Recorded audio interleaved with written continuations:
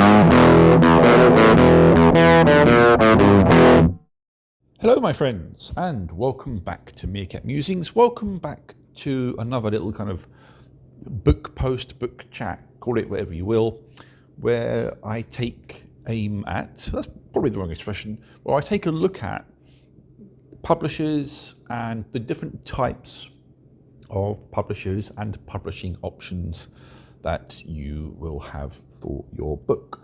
And this applies, whether it's sort of fiction or non-fiction. I think it applies in either category. And there's quite a few things to ponder here. Now, when I originally published The Awakening many years ago, I did so via the self-published route, via Amazon, which I think is something a lot of people do. A lot of people sort of turn to that in the first instance. And then I sent it out to a few different publishers in the hopes of actually getting it sort of published through a publisher. And I was fortunate enough to have an arrangement for several years with Jumpmaster Press. And that arrangement was what's known as a traditional publishing arrangement. Basically, what happens is I provide them with sort of the book, so to speak. I take on board their ideas and thoughts around edits, that kind of thing. And then they publish it, and what they don't do is ask for a single upfront penny from me. So basically, I give the book to them, make the changes I recommend in terms of edits and stuff like that. We go through it, we discuss it, they publish it, and away it goes. And of course, they then get money from sales. Simple as that, as do I. And that's very much the traditional model of publishing. The other option, which is one you need to be very mindful of when you are reaching out to publishers and they're coming back to you, is I think it's known as the vanity model. And that's basically where the publisher will ask for an upfront fee of some description, and then they'll kind of go through the whole process of marketing and stuff like that. Basically, they want a contribution up front to then begin to advertise, market, and promote your work. Now, in one sense, I do understand why a publisher might ask that. After all, they are looking to invest in you and your product, and I get that can be a time-consuming sort of ask, so to speak. But the thing is, the risk to you as an author is you are being asked for. I mean, I had one the other day ask me for, well, it was a lot of money. A lot of money. I mean, I think it was over $1,000, if not more. It's a big upfront investment, basically, with no guarantee, of course, of a return on that investment. You're putting a lot of money forward to this publisher, and obviously they can't promise you that they're going to be able to sell your book in enough quantities for you to recoup what you've invested. So they've pocketed your money, and they can't say to you, yep, you'll definitely have this back within 6 months, a year, whatever. It's a big gamble with a lot of money. And I don't know about you, but I don't have that kind of money to just kind of put out there for what's basically a glorified promotion service in some respects. I mean, you're paying a bit more than you would pay for one of these various promotional page things that you see out there, and you are getting more from that, of course. I mean, you're getting in theory a full-blown sort of publishing arrangement, but it's just it's always one of those things which strikes me as being not dodgy as such, but it's a business model that heavily favours the publisher and offers no promise of returns for the author.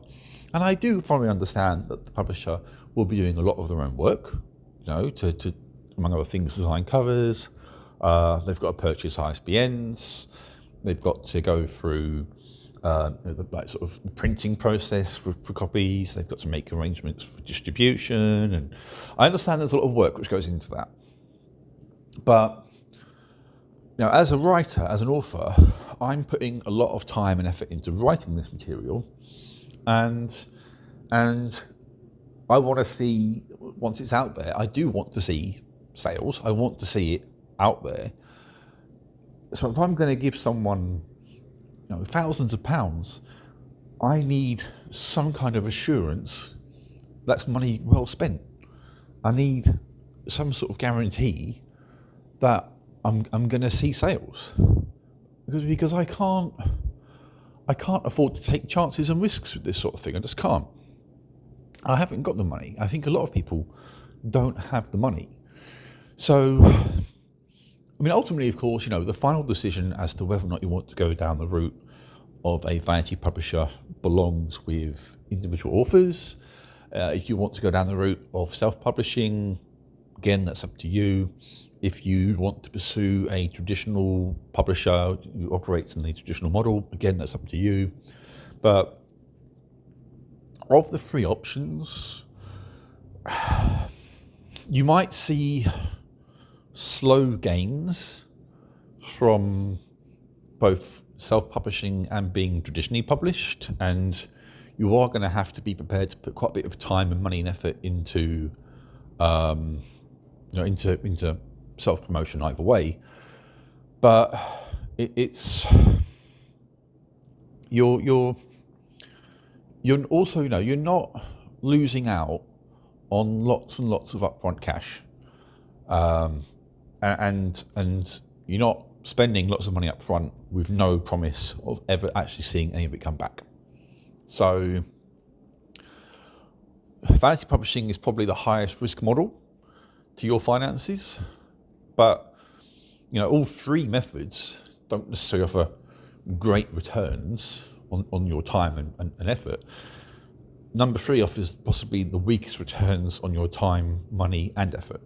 So I would personally steer clear of the vanity publishing model. I think it's not a great one for authors, not at all.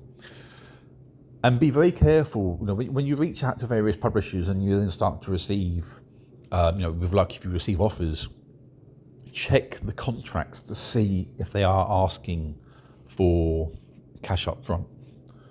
And if you still plan to pursue that option, grill your publisher or your prospective publisher on their outcomes and results. If you're going to give them, say, $1,000 or more, then find out from them, and even if you can, try and research independently as to how quickly you can expect to receive returns on those investments. If it's going to take a span of several years, then I would be hesitant, because you might spend several years building up a good volume of sales through other means, but you also haven't given that huge outlay in the first place. So you quid's in, basically. That's my 2 cents on the realm of the different types of publishing. So for me, at the moment, I'm self-published again. Going back to being traditionally published would not be a bad thing to me. Vanity publishing, I'd steer clear of. But like I say, that's just me. You've got to do what's right for you.